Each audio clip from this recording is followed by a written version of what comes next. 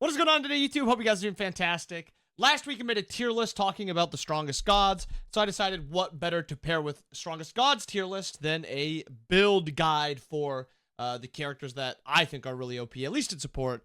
So that's what this is going to be. It's going to be a build guide video talking about the strongest characters in support, which are, if you haven't watched that video yet, Baron, Iset, and Yamoja. How would I build them, and kind of what are my thoughts on the meta as a whole, and like, do my builds change depending on the character, yada yada. Gonna be a little bit of yapping and a little bit of build stuff.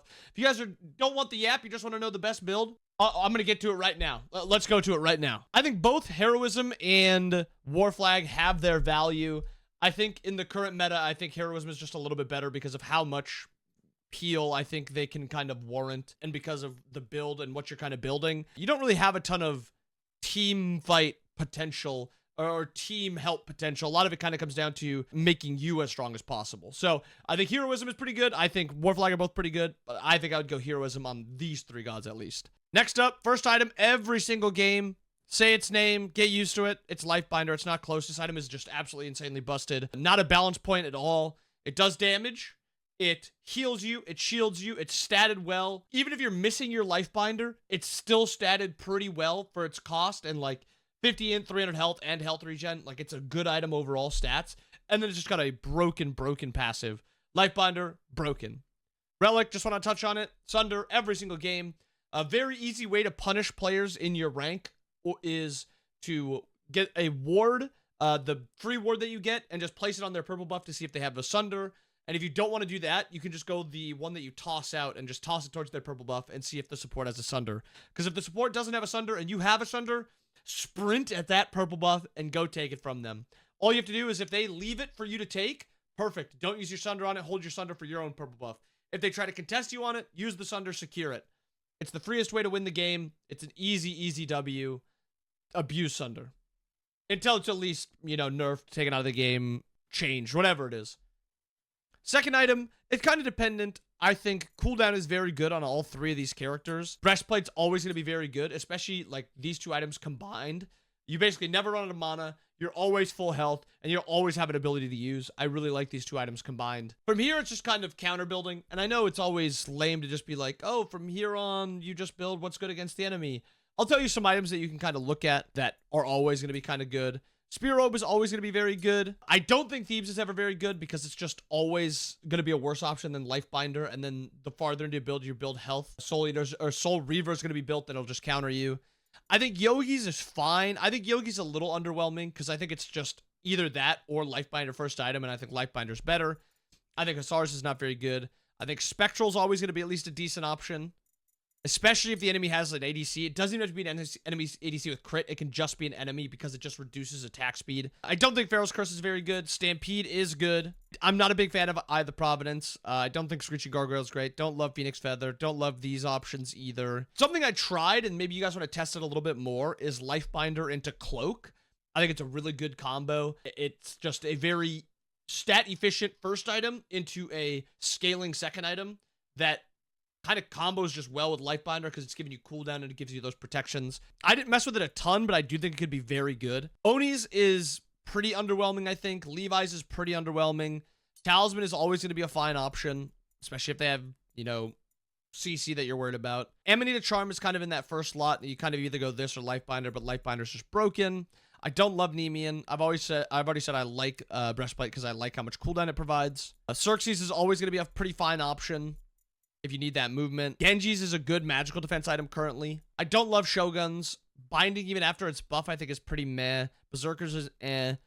Pridman can be a good final item. Mantle is kind of whatever. The problem is Mantle is just Spirit Robe, but worse currently for tanks. Magi's can be good as a second item, like a Lifebinder into Magi's, because it makes you very hard to kill, and it also makes you hard to, you know, get engaged upon, unless they have like a Bellona Disarm, her 3, which easily gets it. If they have an easy way to get your Magi's, obviously don't build it, but if they have like only Athena Dash Taunt for hard CC to actually pull it, it could be a good Magi's game. So I'll leave that there. I think that's a good spot for it. Ancile is very, very good on Baron especially. You pop it, you use your ultimate, and then you have this cone that you can move that's giant, that silences the enemy, can interrupt, you know, their dashes, can not allow them to use their dashes. It's just a very, very OP combo. It's also really good with Ganesh. I don't love Contagion. I think Freya's is good just because it's a cooldown item. Like, if you wanted to go Lifebinder, Spirit Robe, Freya's, I think that's a pretty fine option. I think Draconic is pretty good right now also. It's a high health, high prod item. And then lastly, I think it's really just regrow Striders. Both Yamoja and Baron can proc this. Yamoja procs the movement speed pretty easily, and her 2 can also proc it. And then Baron's 2 procs it. Eset cannot proc it on herself outside of her ultimate, which I just don't think is very worth it. But yeah, it's pretty straightforward. I think this is a pretty good first item, and then you just kind of combo counter items into it. I think Spirit Robe's good second. If they have 4 physical, Spectral can be a good anti-option. If they rely on slow, Stampede. Just do a mix of something like this. If you do want to go a damage item, for the most part, I think hybrid items are pretty bad. Would I even build any of these? I mean, I've always been a big fan of Scepter of Dominion, so if you want to play with Scepter of Dominion, I see no reason not to. But outside of that, I don't really love a ton of the hybrid items. I think most of them are pretty underwhelming.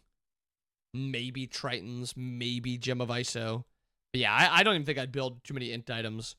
And then, like, of the true, actual full damage items, I don't think any of them are very good on most tanks currently. But yeah, this is kind of what it looks like. And I also just want to show you the tech that makes it so OP. 1, these characters are just really overstated. 2, Baron with Ansile is just OP. Pop Ansile, use your ultimate, and you just silence.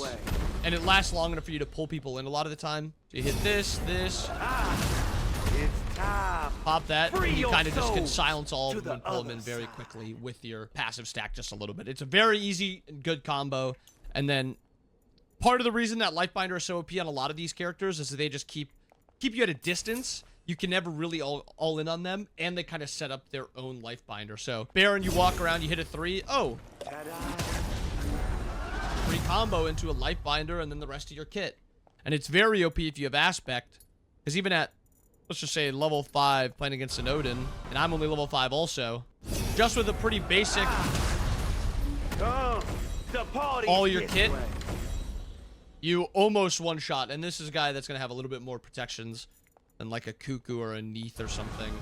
It's time. Free your souls to the So you just have a lot of damage, and it's very hard to actually, you know, collapse on you and kill you. But that's a very quick build guide for these certain 3 characters. And then just to expand quickly on what I was stating earlier, these are the 3 best supports in the game currently. Yamoja, Baron with Aspect, and Eset. I think that Lifebinder is so OP that if you are playing the support role, you should build Lifebinder first item no matter what. There are characters that aren't going to proc it very well. There are characters that struggle to, you know, use it consistently. It is such an OP item that it gives you that all-in potential. It gives you peel to yourself for a shield.